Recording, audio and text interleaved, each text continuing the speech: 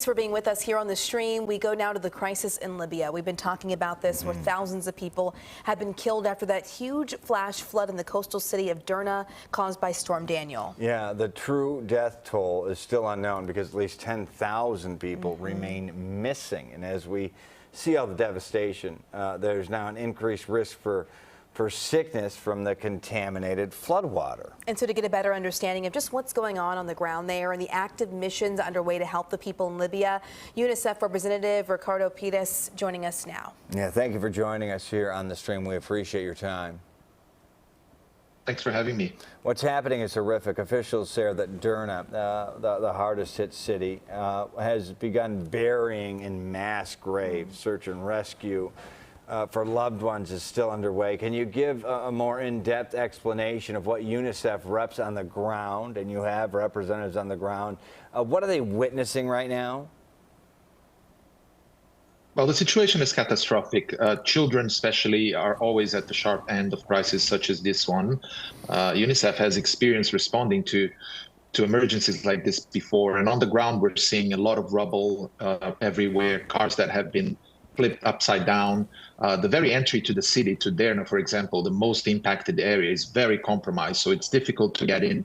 There's a lot of mud and a lot of water, of course. Our priority, and we're working around the clock, but also against it, is to reach hundreds of thousands of children in desperate need of humanitarian support.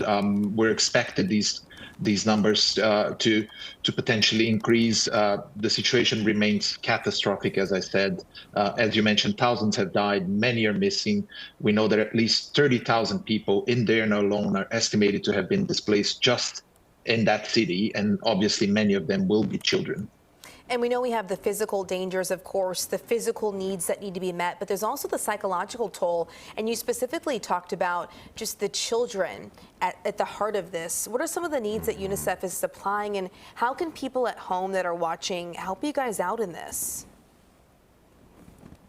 Well, the needs, as I mentioned, are huge, and we're trying to reach as many children as we can with life-saving humanitarian aid. They need shelter, they need safe drinking water, they need medical supplies, and they need to be urgently reunited with their families. Many of them got separated during the emergency, the disaster that hit unannounced. And as you mentioned, the psychosocial support to those children is critical, not only now while they're waiting to be reunified with their families, but also in the coming days, weeks, and months as they try to process this trauma, which is very big. How you can help? You can go to UNICEF USA, donate. There's a page and a button that you just click. It's very easy, and we're really grateful for that support, and it will make a difference for children on the ground as we try to mobilize more supplies and staff from UNICEF to respond to this disaster. Yeah, quickly, as we have a couple more questions we really want to get to. Storm Daniel was unusually strong. The sudden heavy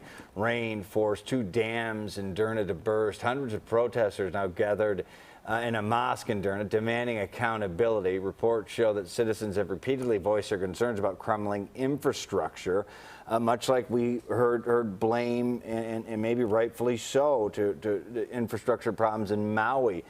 Infrastructure problems there, are you finding that to be true? I'm not in a position to make such a technical assessment. UNICEF's focus right now is really on the life-saving aid, supplies and services that we need to deliver to these hundreds of thousands of children who might have been impacted by this disaster. So one of the things I know when you guys are on the ground, we've talked about in Libya, a difficult part for rescuers and for those coming to provide aid is that streets have been washed away, buildings have been destroyed. We're talking about 1,500 plus buildings. How are your teams, like what difficulties are you guys facing on the ground and trying to get to people who need help? Access is very difficult. As I mentioned, there's rubble everywhere. Water. Some areas are just not reachable right now, at least not with large teams that can deliver humanitarian supplies in large scale, which is what it's needed right now. We're still working around these challenges. We're not working alone. We have other UN agencies on the ground. We have local partners on the ground, all together trying to mobilize resources and find alternatives to overcome these barriers, including civil society. There's a good hopeful future for children who've been affected, but we need to move faster. And one last question. Let's be honest, in many corners of the world, the U.S. is seen as a bit of a bully, a bit of an occupier, not as a helper. I know UNICEF is, of course, a worldwide organization, but geopolitically, when UNICEF shows up, are they welcomed with open arms? Is it seen as, you know, Americans coming to bail something out? How does that work geopolitically, just out of interest when you guys show up? I know you're not just Americans showing up.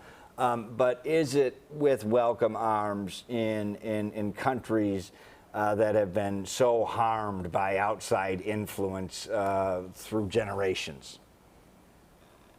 Absolutely. UNICEF is normally very welcomed by local communities because we've been there before, and we are a multi-country, multicultural organization. I particularly have worked on emergencies for quite a long time in UNICEF. I've had over 15 years of working with the UN, and in every place I've been to, from South Sudan to Angola to Latin America, our colleagues are always very welcome. Children, you know, they are our cause, and that is a very noble cause that local communities, civil society, international organizations, and even governments recognize. So we're normally very welcome, thankfully. Yeah, that's good to hear, because not everyone always is. Ricardo Pires with UNICEF, we appreciate your time here on CBS News Chicago, and we appreciate your efforts in Libya and throughout the world. Thank you for your time.